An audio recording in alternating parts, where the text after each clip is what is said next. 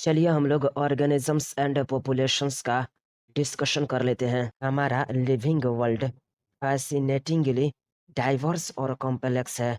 Biological organisation के विभिन्न levels की इन्वेस्टिगेशन द्वारा लिविंग वर्ल्ड की कॉम्प्लेक्सिटी को समझ सकते हैं। चलिए बायोलॉजिकल ऑर्गेनाइजेशन को बताइए। यहाँ मैक्रो मॉलिक्यूल्स से सेल्स, सेल्स से टिश्यूज से ऑर्गन्स से इंडिविजुअल ऑर्गेनिजम्स से पॉपुलेशन से कम्युनिटीज से इकोसिस्टम से बायोम्स, यह बायोलॉजिकल ऑर्गेनाइजेशन है।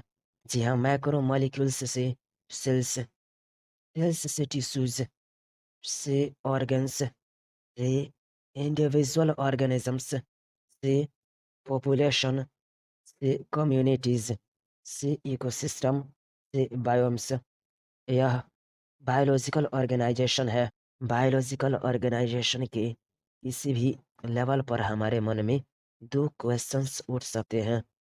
एग्जाम्पल, जब हम गार्डन में सुबह बुलबुल की गाती सुनते हैं तो हमारे दिमाग में क्वेश्चन उठता है, बर्ड्स कैसे गाती है, या बर्ड्स क्यों गाती है, कैसे, यानी कि हाउ वाले क्वेश्चंस में प्रोसेस की मैकेनिज्म का पता चलता है। क्यों, यानी कि वाई वाले क्वेश्चन में प्रोसेस की सिग्निफिकेंस का पता चलता है। पहले क्वेश्चन का आंसर बर्ड में वॉइस बॉक्स और वाइब्रेटिंग बोन का ऑपरेशन हो सकता है।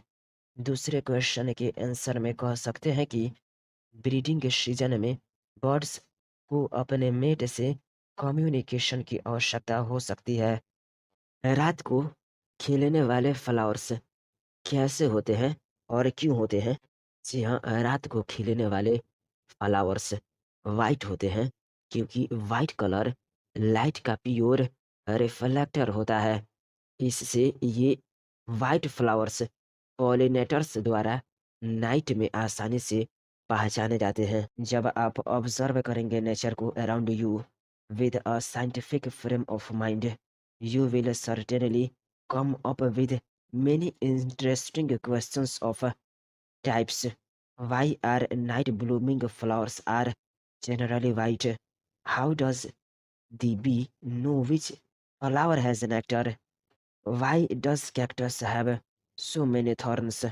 How does the chick Spears recognize her own mother and so on? बताइए, why are night blooming flowers generally white? जी हाँ, रात को खिलने वाले फ्लावर्स वाइट होते हैं क्योंकि वाइट कलर लाइट का प्योर रिफ्लेक्टर होता है। इससे ये वाइट फ्लावर्स पॉलिनेटर्स द्वारा नाइट में आसानी से पहचाने जाते हैं। जी हाँ, रात को खिलने वाले फ्लावर्स वाइट होते हैं क्योंकि वाइट कलर लाइट का प्योर रिफ्लेक्टर होता है। इससे ये वाइट फ्लावर्स पॉलिनेटर्स द्वारा नाइट में आसानी से पहचाने जाते हैं। How does the bee know which flower has nectar? जी हाँ, नेक्टर वाले फ्लावर एक डिस्टिंक्ट इलेक्ट्रिक फील्ड प्रोड्यूस करते हैं जिससे बी इन फ्लावर्स को पहचानती है।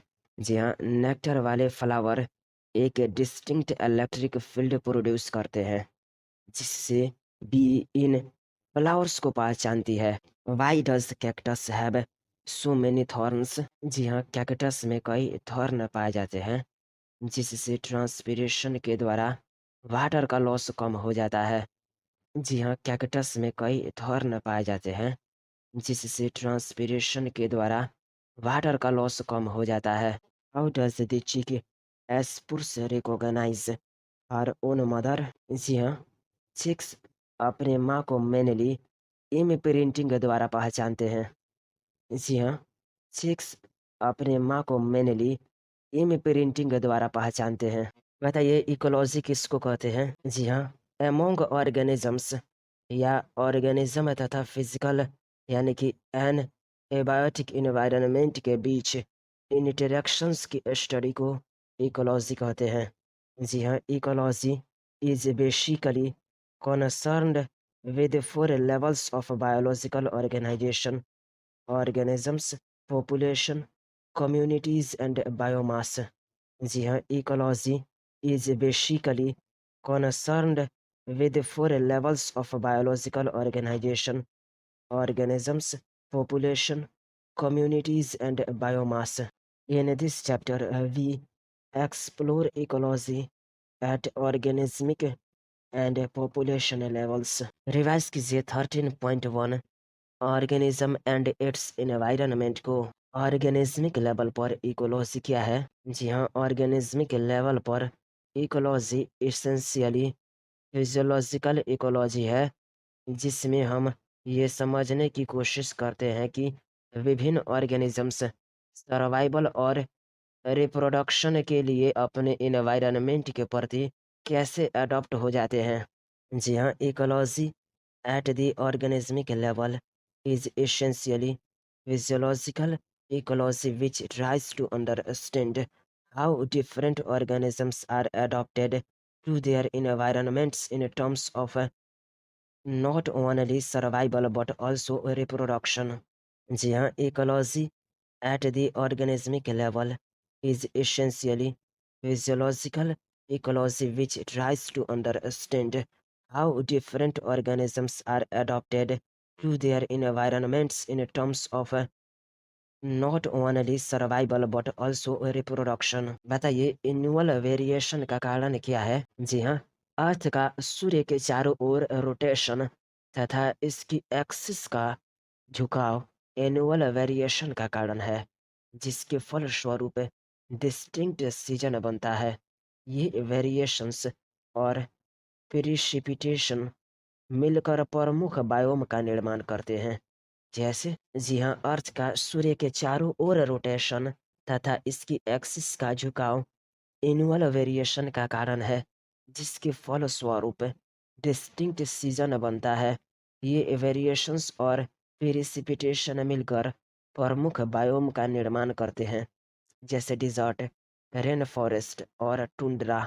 जी हाँ, rotation of our planet around the sun and the tilt of its axis cause annual variation in the intensity and duration of temperature, resulting in distinct seasons. These variations, together with annual variation in precipitation, account for formation of major biomes such as desert, rainforest, and tundra. बताइए, precipitation में क्या क्या शामिल है? जी हाँ, precipitation में रैन और स्नो दोनों शामिल है। जी हाँ, precipitation includes both rain and snow. जी हाँ, precipitation includes both rain and snow. चलिए, figure 13.1 biome distribution with respect to annual temperature and precipitation को कम से कम 20 से 30 बार बनाइए। चलिए, डेजर्ट का mean annual temperature degree Celsius में और मीन एनुअल प्रिसिपिटेशन सेंटीमीटर में बताइए। ग्रासलैंड का mean annual temperature degree Celsius में और मीन एनुअल प्रिसिपिटेशन सेंटीमीटर में बताइए। अब टेम्परेट फॉरेस्ट का mean annual temperature degree Celsius में और मीन एनुअल प्रिसिपिटेशन सेंटीमीटर में बताइए। ट्रॉपिकल फॉरेस्ट में mean annual temperature degree Celsius में और मीन एनुअल प्रिसिपिटेशन सेंटीमीटर में बताइए। कोनिफेरस फॉरेस्ट का mean annual temperature degree Celsius में और मीन एनुअल प्रिसिपिटेशन सेंटीमीटर में बताइए। आर्कटिक एंड अल्पाइन टुंड्रा में mean annual temperature degree Celsius और मीन एनुअल प्रिसिपिटेशन सेंटीमीटर में बताइए। बताइए, क्या प्रत्येक बायोम के अंदर हैबिटेट की वाइड वैरायटी के लिए कौन जिम्मेदार है? जी हाँ, प्रत्येक बायोम के अंदर हैबिटेट्स की वाइड वैरायटी के लिए रीजनल और लोकल वेरिएशंस जिम्मेदार होता है। जी हाँ, regional and local variations within each biome lead to the formation of a wide variety of habitats. जी हाँ, regional and local variations within each biome lead to the formation of a wide variety of habitats. अर्थ पर जीवन कुछ favourable habitats में ही नहीं, बल्कि extreme और harsh यानी कि कठोर हैबिटेट्स में भी है। कुछ हार्श हैबिटेट्स का नाम बताइए। जी हाँ, अर्थ पर जीवन कुछ फेवरेबल हैबिटेट्स में ही नहीं बल्कि एक्सट्रीम और हार्श हैबिटेट्स में भी है। हार्श हैबिटेट्स जैसे स्कॉर्चिंग राजस्थान डेजर्ट और पेचुअली रेन शॉक्ड मेघालय फॉरेस्ट यानी कि निरंतर वर्षा से भीगी Meghalaya forest, deep ocean trenches यानी कि गहरी समुद्र खाइयाँ, टॉरेंशियल स्ट्रीम्स यानी कि प्रचंड धाराएं, परमाफ्रोस्ट पोलर रीजन यानी कि snow laden, high mountain tops, boiling thermal springs, stinking compost pits. हमारी इंटेस्टाइन भी माइक्रोब्स की हजारों स्पीशीज के लिए यूनिक हैबिटेट है। जी हाँ, even our intestine is a unique habitat for hundreds of species of microbes। चलिए फिगर 13.2 का माइंड कैप्चर कीजिए। बताइए क्या आपके माइंड में मेजर बायोम्स ऑफ इंडिया में ये ट्रॉपिकल रेन फॉरेस्ट का फिगर आ रहा है, डेसिडुअस फॉरेस्ट का, डेजर्ट का, सी कोस्ट का? फिर से बताइए क्या आपके माइंड में मेजर बायोम्स ऑफ इंडिया में ये ट्रॉपिकल रेन फॉरेस्ट का फिगर आ रहा है, डेसिडुअस फॉरेस्ट का, डेजर्ट का, सी कोस्ट का? विभिन्न हैबिटेट्स की फिजिकल और केमिकल कंडीशंस में अधिक वेरिएशन के की एलिमेंट्स क्या हैं? What are the key elements that lead to so such variation in the physical and chemical conditions of different habitats? जी हाँ, टेम्परेचर, वाटर, लाइट और सोयल सबसे महत्वपूर्ण है जो विभिन्न हैबिटेट्स की फिजिकल और केमिकल कंडीशन में अधिक वेरिएशन के की एलिमेंट है। जी हाँ, टेम्परेचर, वाटर, लाइट और सोयल सबसे महत्वपूर्ण है जो विभिन्न हैबिटेट्स की फिजिकल और केमिकल कंडीशन में अधिक वेरिएशन के की एलिमेंट है। जी हाँ, the most important ones are temperature, water, light and soil. बताइए क्या फिजियोकेमिकल यानी कि एबायोटिक कंपोनेंट्स अकेले किसी ऑर्गेनिज्म के हैबिटेट को पूरी तरह से कैरेक्टराइज कर सकते हैं? जी हाँ, एबायोटिक यानी कि फिजियोकेमिकल कंपोनेंट्स अकेले किसी ऑर्गेनिज्म के हैबिटेट को पूरी तरह कैरेक्टराइज नहीं करते हैं। हैबिटेट में बायोटिक कंपोनेंट्स भी शामिल होते हैं जैसे pathogens, parasites, predators and competitors of the organism with which the interact constantly. जी हाँ, बायोटिक कंपोनेंट्स में पैथोजेंस, पैरासाइट्स, प्रीडेटर्स और कॉम्पिटिटर्स आते हैं जिनसे ऑर्गेनिज्म लगातार इंटरैक्ट करता है। नेचुरल सिलेक्शन द्वारा अपने हैबिटेट को सर्वाइवल और रिप्रोडक्शन के अनुकूल बनाने के लिए ऑर्गेनिज्म ने किसको विकसित किया है?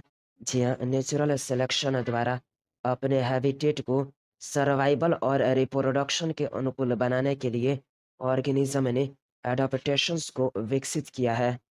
जी हाँ, the organism had through natural selection evolved adaptations to optimize its survival and reproduction in its habitat। बताइए कौन टुगेदर कंप्राइज करता है निके को? जी हाँ, each organisms के पास an invariably defined range of conditions होता है that it can tolerate, diversity in the resources it utilizes, and a distinct functional role in a ecological system.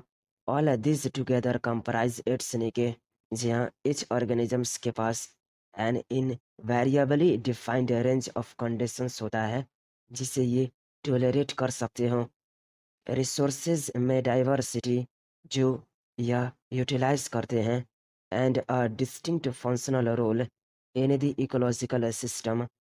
All these together comprise करता है it's निके को। Revise कीजिए 13.1.1 major abiotic factors को। चलिए major abiotic factors में revise कीजिए temperature को, बताइए क्या temperature most important ecological relevant environmental factor है? जी हाँ, temperature most important ecological relevant environmental factor है।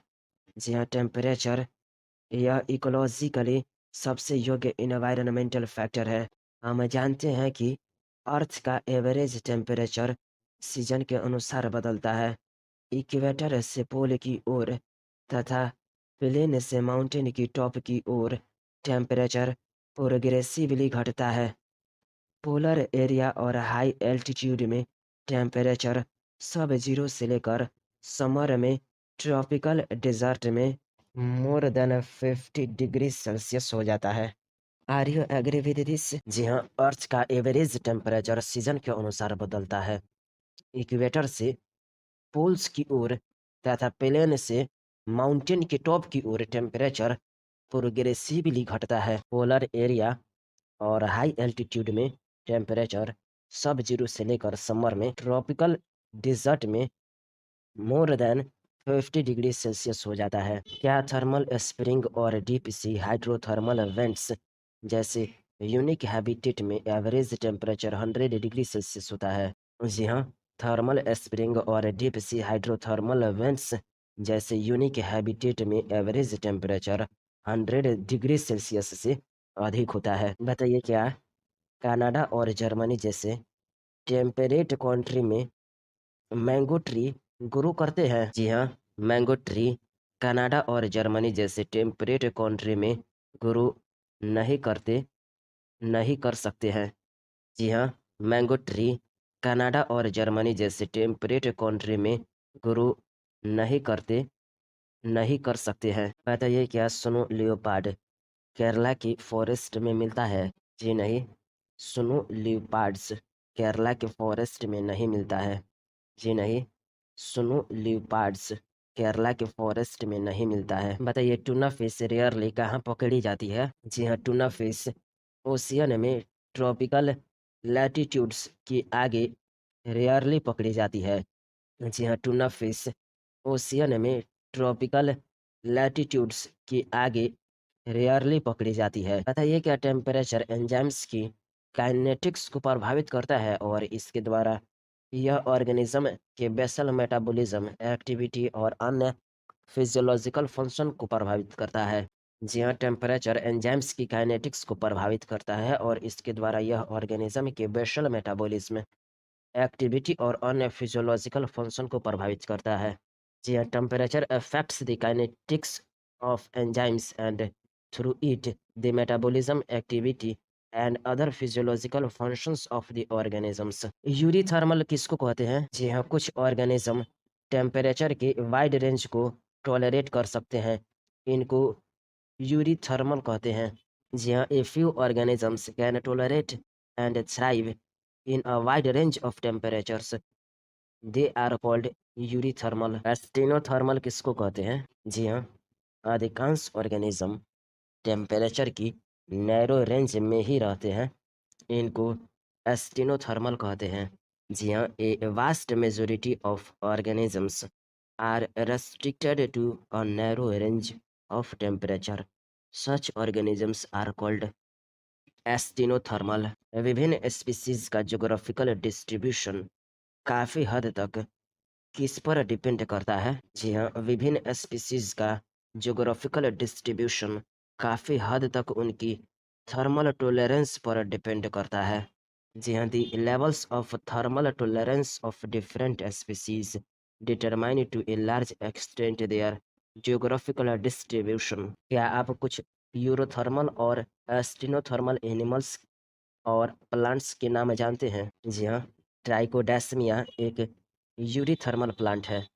जी हाँ, ट्राइकोडेस्मिया एक यूरीथर्मल प्लांट है। जी हाँ, ट्राइकोडेस्मिया एक यूरीथर्मल प्लांट है। रिसेंट ईयर्स में एवरेज ग्लोबल टेम्परेचर की ग्रेजुअल वृद्धि चिंता का विषय है। क्या इससे कुछ स्पीसीज की डिस्ट्रीब्यूशन रेंज प्रभावित होगी? In recent years, there has been a growing concern about the gradual increasing average global temperatures. If this trend continues, Would you expect the distributional range of some species to be affected? Revise कीजिए water को temperature के बाद organism की life को प्रभावित करने वाला important factor water है। वास्तव में लाइफ की ओरिजिन पानी में हुई और यह बिना पानी के अनसस्टेनेबल होती है। डेजर्ट में पानी बहुत लिमिटेड होता है, इसलिए केवल स्पेशल एडाप्टेशन द्वारा वहाँ रहना संभव है। Are you agree with this? जी हाँ। टेम्परेचर के बाद ऑर्गेनिज्म की लाइफ को प्रभावित करने वाला इम्पोर्टेंट फैक्टर वाटर है। वास्तव में लाइफ की ओरिजिन पानी में हुई और यह बिना पानी के अनसस्टेनेबल होती है। डिजर्ट में पानी बहुत लिमिटेड होता है, इसलिए केवल स्पेशल एडाप्टेशन द्वारा वहाँ रहना संभव है।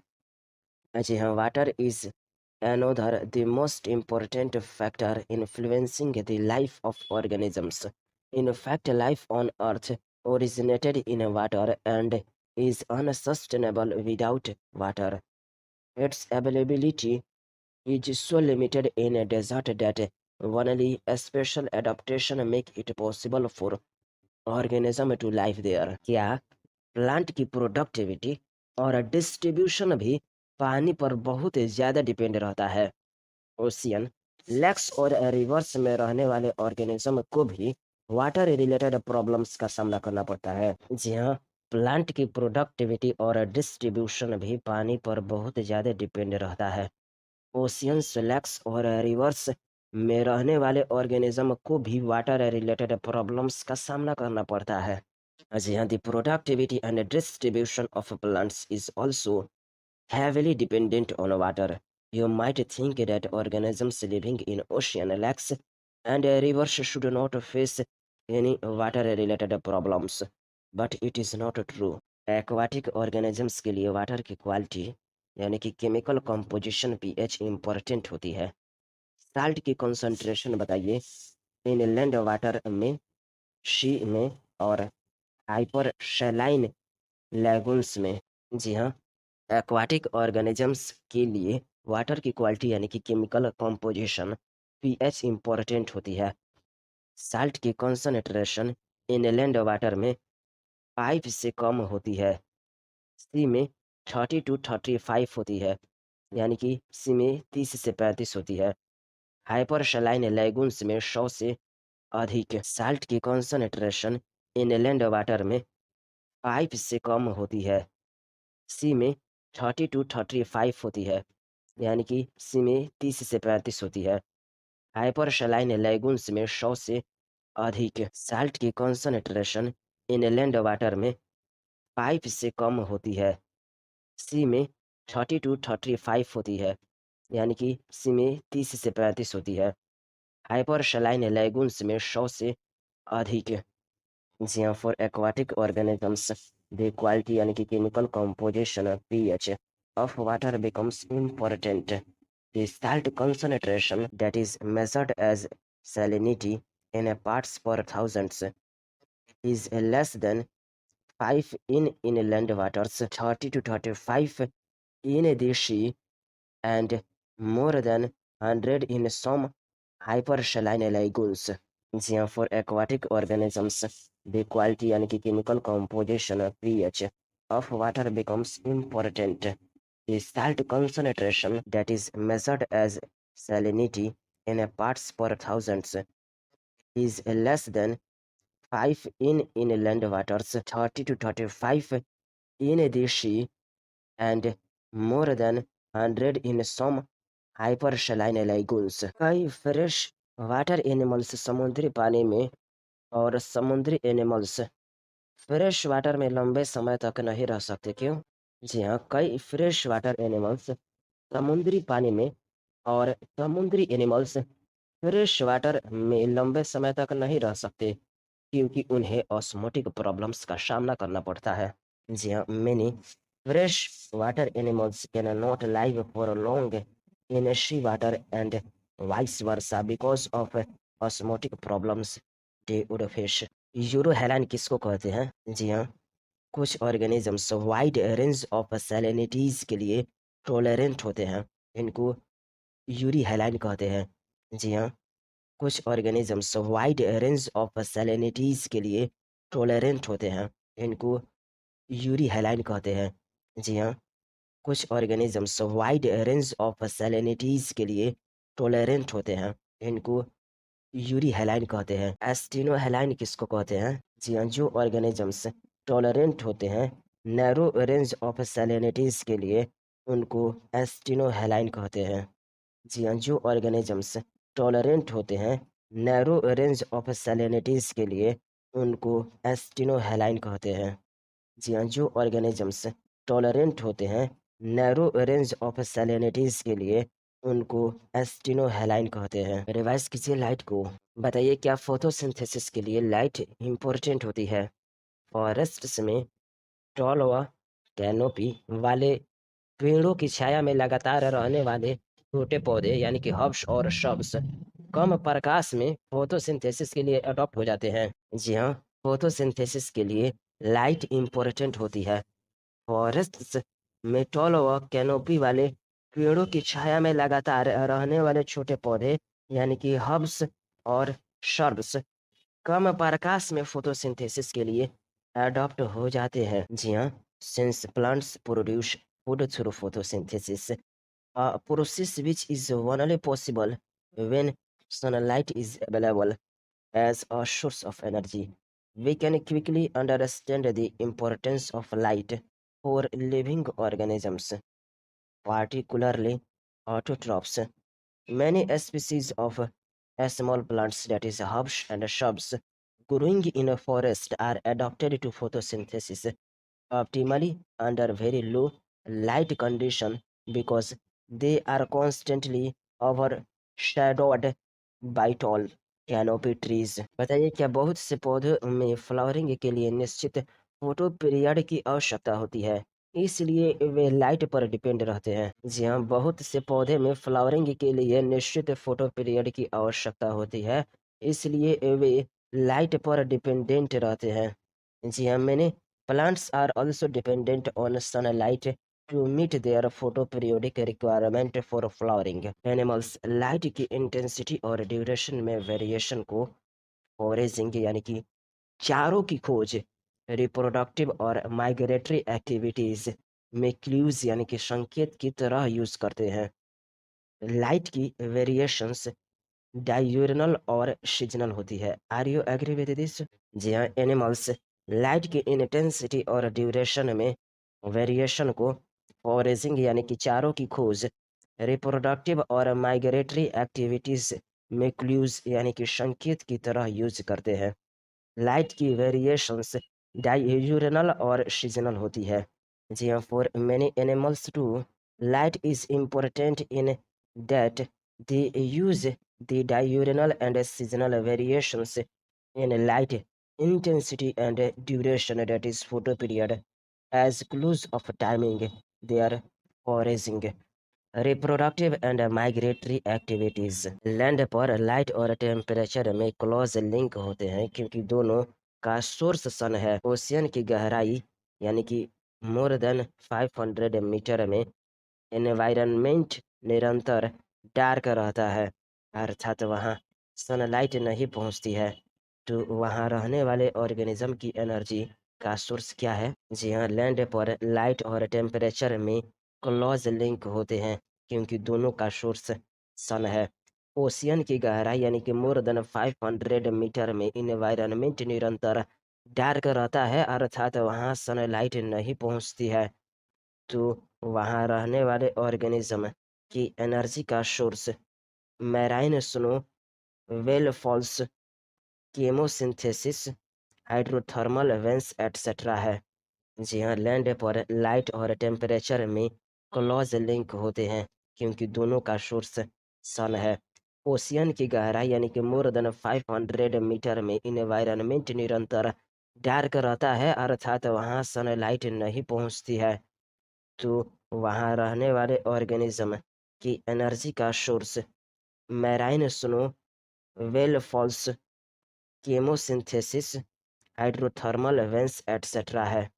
जी हाँ, the availability of light on land is closely linked with that of temperature since the sun is the source for both, but deep यानी कि more than 500 meter in the ocean, the environment is dark and its inhabitants are not aware of existence of the celestial source of energy called sun. Then their source of energy is marine snow, whale falls, chemosynthesis, hydrothermal vents etc. बताइए क्या solar radiation की special quality भी जीवन के लिए महत्वपूर्ण है? क्या स्पेक्ट्रम का यूवी कंपोनेंट कई ऑर्गेनिजम्स के लिए हार्मफुल होता है? जी हाँ, सोलर रेडिएशन की स्पेशल क्वालिटी भी जीवन के लिए महत्वपूर्ण है। स्पेक्ट्रम का यूवी कंपोनेंट कई ऑर्गेनिजम्स के लिए हार्मफुल होता है। जी हाँ, the special quality of solar radiation is also important for life. The UV component of the spectrum is harmful to many organisms.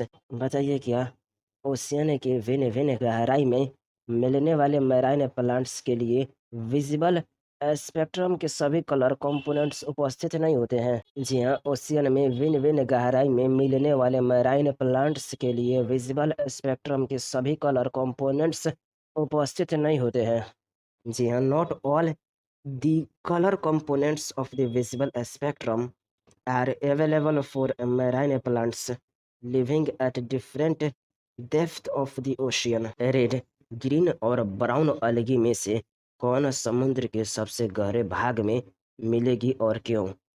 Among the red, green and brown algae, what inhabit the sea, which is likely to be found in the deepest water?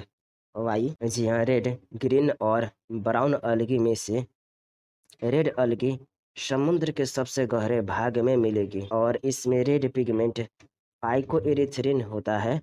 ये अलगी photosynthesis के लिए light की केवल short wavelength का प्रयोग करते हैं, इसलिए रेड अलगी गहराई में मिलेंगे।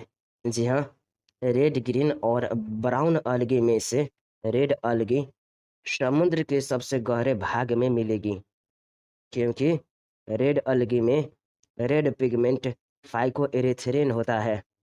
ये अलगी फोटोसिंथेसिस के लिए लाइट की केवल शॉर्ट वेवलेंथ का प्रयोग करती है, इसलिए रेड अलगी गहराई में मिलेगी।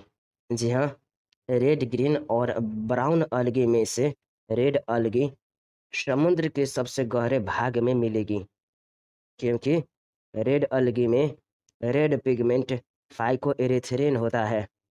ये अलगी फोटोसिंथेसिस के लिए लाइट की केवल शॉर्ट वेवलेंथ का प्रयोग करती है, इसलिए रेड अलगी गहराई में मिलेगी। रिवाइज कीजिए सॉइल को। विभिन्न स्थानों पर सॉइल का नेचर और प्रॉपर्टीज वैरी करती है।